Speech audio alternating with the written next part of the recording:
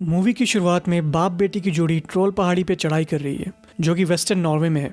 Top पे पहुंचने के बाद टोबियस उसकी बेटी नोरा को ट्रोल की कहानियां सुनाता है। ये मिथिकल क्रिएचर्स हज़ारों साल पहले अर्थ पे पाए जाते थे, पर एक दिन सूरज की रोशनी उन पे पड़ते ही वो सब पत्थर बन गए। टोबियस को अभी भी लगता है कि आज भी ट्रोल्स नॉर्वे के पहाड़ों में घूमते रहते हैं। नोरा को ये बातें बहुत इंटरेस्टिंग लगती है। 20 साल बीत गए हैं और नोरा का इंटरेस्ट अब पुरानी कहानियों से हट के साइंस की ओर चला गया है। नोरा अब एक पेलियंटोलॉजिस्ट बन गई है।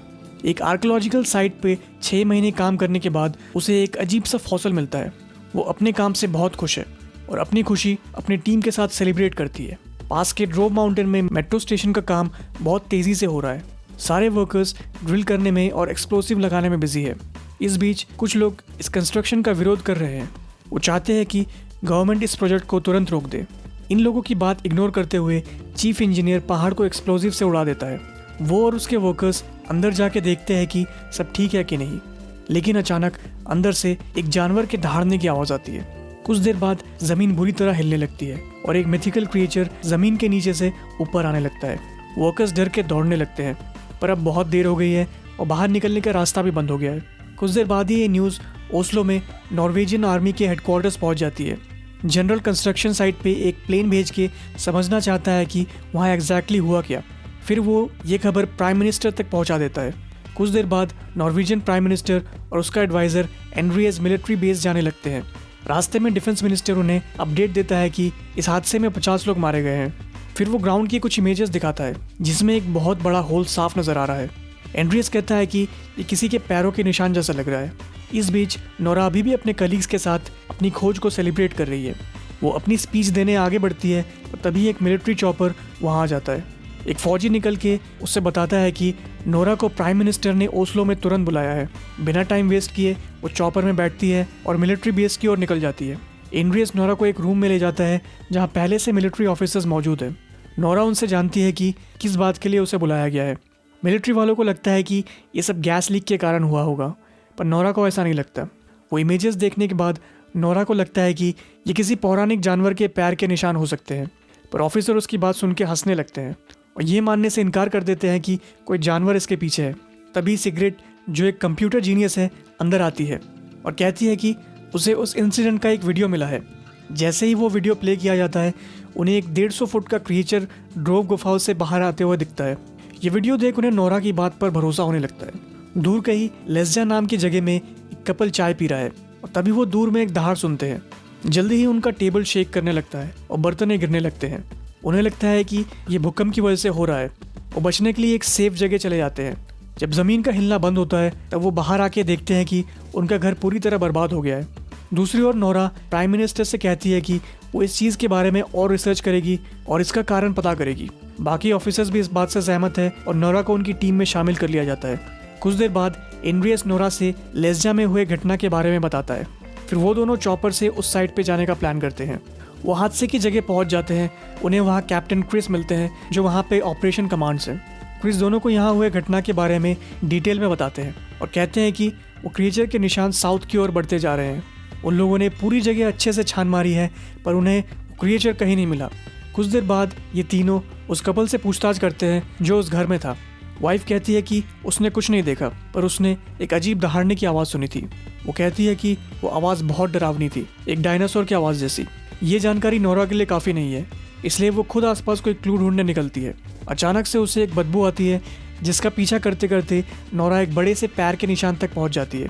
नोरा फिर वो और कोई क्लू ढूंढने के लिए स्कैन करती है, पर उस जगह में उसे कोई जिंदा जानवर के निशान नहीं मिलते, जिसका ये मतलब है कि वो क्रिएचर जिंदा है ही नहीं। नोरा नहीं समझ पाती ऐसा कैसे हो सकता है। फिर नोरा अपने पिता की हेल्प लेने के बारे में सोचती है। नोरा, कैप्टन क्रिस और एंड्रियस चॉपर में टोबियस के पास जाते हैं। वो पहले उन्हें घुसपैठिया समझ मारने की कोशिश करता है, पर नोरा को देख वो शांत होता है। इतने सालों बाद भी वो ट्रोल नाम के मिथिकल क्रिएचर की तलाश में है। कुछ देर बाद ग्रुप उसे सिगरेट का मिला हुआ वीडियो दिखाते हैं। टोबियस ये सब देख के चौंक जाता है। वो कहता है कि वो यहाँ आ गए हैं। नोरा कंफ्यूज्ड है, वो नहीं समझ पाती कि टोबियस किस बारे में बात कर रहा है। तभी टोबियस सबको समझाता है कि ट्रोल्स नॉर्वे में क्रिश्चियनाइजेशन के समय विलुप्त हो गए थे। वो कुछ सालों पहले ये सच सामने लाने ही वाला था कि सबने उसे पागल कहना शुरू कर दिया। वो फिर अपने बैग लेता है और सबसे कहता है कि चलो घूमने चलते हैं।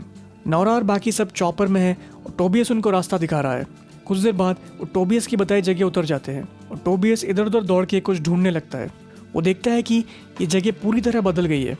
तभी नोरा को वो अजीब सी बदबू वहाँ फिर से आती है जिसका नाम उसने हाइपर नेचर रखा था। वो आसपास देखने लगती है कुछ ढूंढने के लिए। तभी उसके पीछे उसे एक क्रिएचर नींद से जगता हुआ दिखता है। ये एक ट्रोल है जिसने अपने आप को पहाड़ों में छिपा रखा था ताकि कोई उसे देख ना पाए। एंड्रियस और बाकी सब भी उसे देख लेते हैं और जल्दी से चॉपर स्टार्ट कर देते हैं। ये सब बाल बाल ट्रोल से बचते हैं। जैसे ही वो सब एक सेफ जगह पहुंचते हैं, ओस्लो में बैठे गवर्नमेंट ऑफिशियल्स को ये वीडियो लाइव दिखाया जाता है।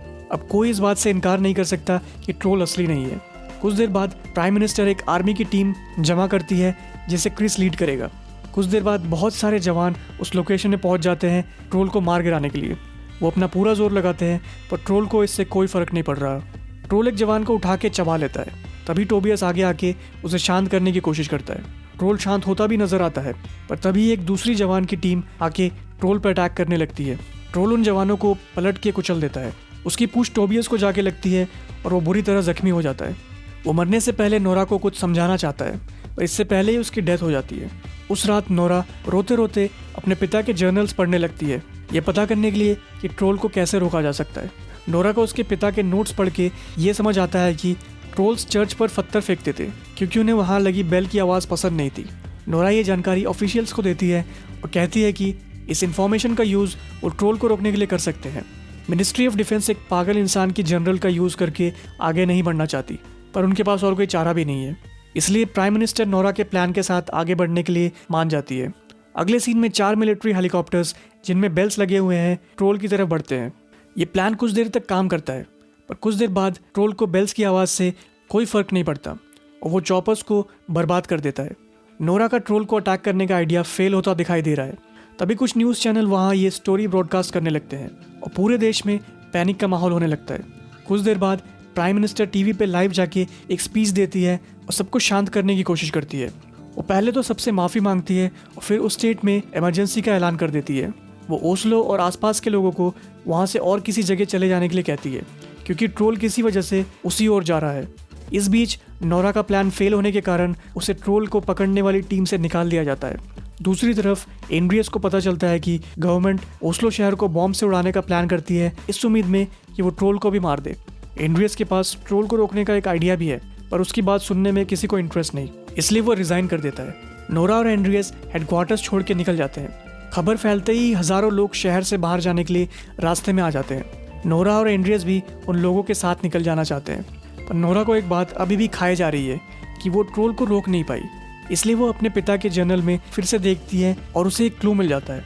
उसे सिंडिंग वर्ड जर्नल में बार बार लिखा दिखता है। एंड्रियस उसे बताता है कि सिंडिंग ओस्लो के राजमहल में रहने वाले राजकुमार का नाम है। वो इस देश के सबसे अमीर लोगों में से एक है।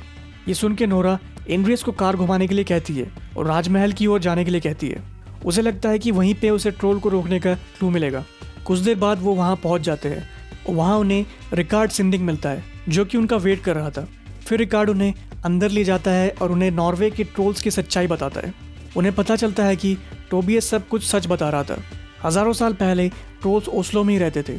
नोरा और एंड्रियस को महल के नीचे बने टनल में ले जाया जाता है जहाँ सिंडिंग ये खुलासा करता है कि उसने और राजमहल के लोगों ने टोबियस की लाइफ बर्बाद कर दी ताकि वो अपना सीक्रेट को बचा पाए। जब नोरा के पिता सच्चाई के बहुत करीब पहुंचने लगे, सिंडिंग ने टोबियस को पागल बता के मेंटल हॉस्पिटल में भर्ती कर दिया था उनका सीक्रेट बचाने के लिए। वो सीक्रेट यह है कि ट्रोल के फैमिली के कंकाल उस महल के नीचे दफन है। ये राजमहल ट्रोल के राजा की गुफा के ऊपर बना हुआ है। क्रिश्चियंस ने उसकी फैमिली को मार के वहाँ दफना दिया था। यहाँ बताया जाता है कि जो ट्रोल चारों ओर तबाही फैला रहा है वो असल में ट्रोल किंग है। अब ये साफ है कि वो ओस्लो की ओर क्यों आ रहा है, क्योंकि वो अपने घर वापस आना चाहता है। सिंडिंग आगे एक्सप्लेन करता है कि ट्रोल के लिए अपनी फैमिली से बढ़ के कुछ नहीं, और नॉर्वे की क्रिश्चियनाइजेशन के दौरान ट्रोल किंग को लोगों ने चालाकी से ड्रोव माउंटेन ले जाके बंदी बना दिया था।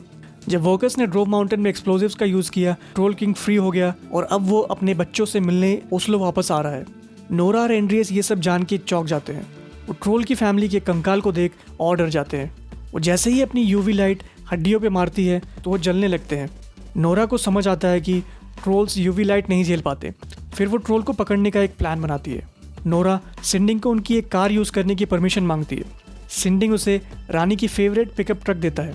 फिर नोरा कैप्टन क्रिस को कॉल पर उसका प्लान समझाती है। नोरा ट्रोल किंग को यूवी लाइट से चारों ओर से घेर देना चाहती है जिससे वो वीक हो जाए और उसे पकड़ लिया जाए। क्रिस अपने जवानों को ट्रोल के लिए फंदा रेडी करने का ऑर्डर देता है। तभी एंड्रियस अपनी दोस्त सिग्रिड को कुछ भी करके ओस्लो पर बॉम्ब गिराने को टालने के लिए कहता है। सिग्रिड एक कंप्यूटर जीनियस है।